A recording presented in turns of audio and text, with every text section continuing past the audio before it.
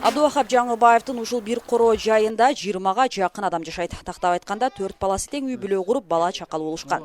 Дегенменен өз алдынча эч кимисин бөлүп чыгара элек, анткени айыл өкмөттөн бир да баласына чек берилбептир. Буларга үй сапарайын деп, ондай мындай кылайын десең, жай жок. Эч жерден поступление кылган жокпуз айыл өкмөттө. Акалым ушул, өзү пенсионер адаммын, 70ке киргенмин, аялым 66га кирген, ол дагы пенсионер. Төлкөй биз менен тирлик болуп отурган буларда. Буларда төлкө кожолук болгон менен мындай жери жок да.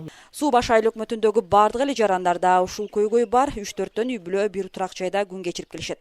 Алардын айтымында алды 10 жыл мурун эле жер алуу боюнча арыз ташташкан, бирок али бир жактуу жооп боло элек.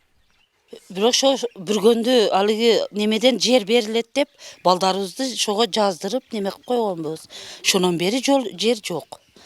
Энди ары 2-3 келиндер колубузда. Жер керек балдарга. Балдар Россияда. Мына кыштын күнүндө баары көмүр, отун проблемалар болот.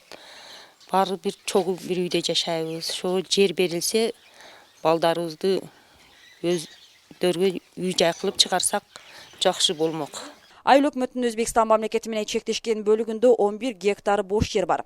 Тургундардын айтымында көп жылдардан бери талаштуу аймак болгондуктан толук кандуу жерди колдоно албай келебиз дешет. Азыр бир бөлүгүндө бактарак отургузушуп, жердин ижара акысын төлөп колдонушат. Алар облус жетекчилери 11 гектар тилке маселесин жөнгө салып, үй куруу үчүн бөлүп беришсе деген ниетте. Эми агын суу ушул жердин үстүнөн, бактын үстүнөн өткөн да, канал. Ошо каналдан сууду алып келсе, жаштар үйлөрдү сала берсе, бак дарактар болуп жашаганга да ыңгайлуу. Эң ыңгайлуу жер ошол жер. Анан мына Өзбекстан менен достукту чыңдап жашаса болот. Боло турган эле нерсе. Буга азыр эч кандай көңүл бөлүнбөй жатат. Облустук жетекчилердин маалыматында талаш жараткан чек ара аймактардын 85% чечилип бүттү. Ал эми бүдөмүк жараткан 15%дын ичинде ушул 11 гектар жер тилкеси да бар. Алдыда эки тараптуу сүйлөшүүлөр жүрүп, ратификация болгон соң жердин айланасына зым тартылып, тосулаарын маалымдашты. Бирок анын мурдаттарына биздин кыргыз жарандар иштетип келген. Ушул 7 гектар немеси, 11 гектар бизге кичине неме жараткан, ал жерде биздин жаран барып, ал жерде айдоп неме эгейин десе, Өзбекстан нараазычылык көргөзгөн, ошол менен ал жер бүгүнкү күндө пайдаланбай эле турат.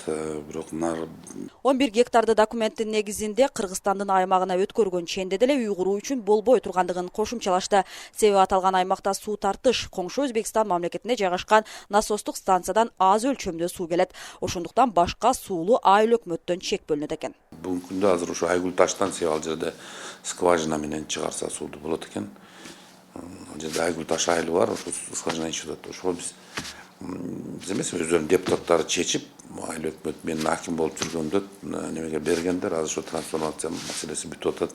Жалпысынан Айгүл таш айылы тараптан 150 гектар жерди трансформациялоо жүрүүдө, жумуштар аяктаса, өз кезегинде суу башчылыктар гана эмес, башка айыл өкмөтүнүн тургундарына да чек бөлүнүп калат.